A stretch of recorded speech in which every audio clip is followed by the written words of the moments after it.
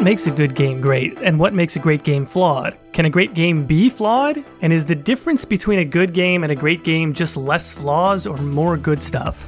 In order to answer that question appropriately, you'll need to reckon with another question first, which is why do you play games in the first place? Do you play games hoping to avoid things that you don't like, or do you play games hoping to find more of the things that you love? Hello and welcome to the Exalted March. Today we're going to be doing some theory crafting, and as our case study for this video, we're going to be taking a look at a mostly overlooked RPG from 2016 called the Technomancer, released by a small French indie developer known as Spiders.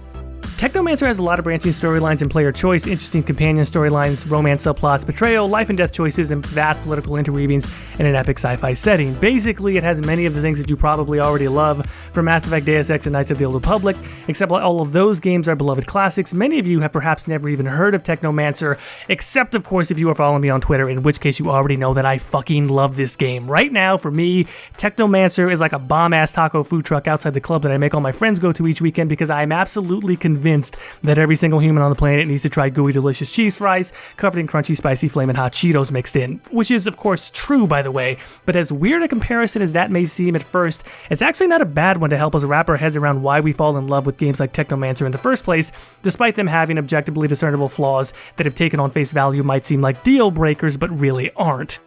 I think that's because we're inherently equipped somehow with an understanding of why sometimes a hole-in-the-wall mom-and-pop restaurant is actually better than a 5-star highly reviewed place downtown. Even though we know the fancy restaurant is technically better, our experience with a hole-in-the-wall place is somehow higher, elevated, more enjoyable in somehow less than obvious way. Obviously, it is partially driven by the value per dollar. After all, if your wallet and taste buds can feel good at the same time, it's a win-win-win. There's some kind of weird synergy that makes it add up to more than the sum of its parts, but I don't think that that's all there is. Just because something's cheap doesn't mean that it's good. Again, back to the foundational question, why do you play games? Personally, I play games because I like to be engaged with the story, world, and characters that make me feel like I'm playing in a compelling universe. I like to make choices and see the effects of my choices in small, moderate, and large ways. I like to change the course of the plot, but also the course of the characters around me. I want it to be a page-turner, sure, but I like to choose which page I turn to and have it all make sense in the end. If a game delivers on that, then basically I'm in. That's not to say that flaws don't matter, but flaws have to be so frequent and so severe that it makes focusing on what I love basically impossible. That's when the flaws of a game, and not what it does well, actually begin to define the experience. Technomancer doesn't even come close to that. Technomancer has moments of weak writing, in particular the dialogue. At times, some lines of dialogue will ring false, or they'll be shoved into a conversation that doesn't quite need them. And the acting at times makes this worse because frankly, even while some of the acting is quite good, the weaker performances really stand out. Graphically, while the game is not terrible to look at and at times can even be really impressive, there are games that came out more than 2 years earlier that actually look way better. And worst of all, at times, the story, while largely engrossing and compelling, can feel a little cliched. At times, there are moments that are meant to come off as twists or reveals that feel peeled right out of a sci-fi most often used tropes handbook. Technomancer has flaws, sure, and since we're here and I am repping for this game hard, I felt like, for the sake of posterity, I needed to talk about those flaws. So I've done that now, but that just seems so far away from what I actually experienced with this game. Again, it's like going to a great burger joint and then complaining about how old the building is or how bad the decor is. You're missing the point. The burgers are great, that's all that matters. What matters is that Technomancer did something special for me. It made me stay up late. It made me show up to work the next day with bags under my eyes because I just couldn't stop playing.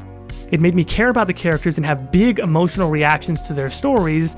It made me obsess over side quests and comb the map from end to end, making sure that I covered every last detail. And perhaps most notably, as this epic story began to wind down and I entered what I knew was the endgame, I started to daydream about what it would be like on a second and third playthrough.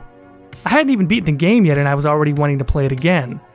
That's a rare feeling in gaming. That's a Mass Effect, Dragon Age, Witcher type feeling, and while I know that this game can't truly compare to those, I'm thankful that it at least exists in a similar space of capturing my imagination. Why do we play games? Because ultimately we're looking for a moment that makes us snap our fingers and point at the screen and go, that right there, that's what I'm looking for, and sometimes we find that in unexpected places. On the outside, it looks like a hole in the wall, but on the inside, it's the best fucking Penang duck I have ever had in my life. I don't care if the parking lot is just gravel. I fucking want my Penang duck. I just like sci-fi stuff. I like it when you're on another planet. I like it when the storyline is a little on the dark side and the scope of the story is large scale. I like joining an elite order of warriors. I like spacey, techie powers especially. I like lots of player choice. I like companions that you affect as the story goes on. I'm not even trying to be objective about this, which is somewhat of a departure from the typical semi-pseudo-intellectual bullshit that I normally post on this channel, but like, it's kind of liberating. This is the most subjective take I've had in a long time, and because of that, it also happens to be totally fucking right, at least in my own mind. I just like this shit, and if I get the shit that I like, I'm happy, even if there's a bunch of flaws around it. This is sort of a simple reflection, and I wouldn't be surprised if you were thinking to yourself, why did this self-impressed disembodied voice bother making a video about this? But you know, in a day and age filled with too much hype and then too much hate, we're sort of getting trapped in a cycle of looking for perfection and then being disappointed. Maybe the only way out of this is to start appreciating what we like in spite of the inevitable flaws that will always be there. And if that still doesn't convince you, probably nothing will. You know what? You know why you should go play Technomancer? Because fuck it, it's 2:20 in the morning and we're drunk and there's a truck parked in the lot next door that sells cheese fries with fucking Cheetos mixed in. I'm never going to be able to convince you that this is an objectively good idea, because objectively it is not a good idea, okay? Spiders had probably less than 50 people working on the game when they made Technomancer, and the game got translated from French. It's probably a fucking bad idea, but just like cheese fries at 2 a.m., once you try it, you'll know I was right.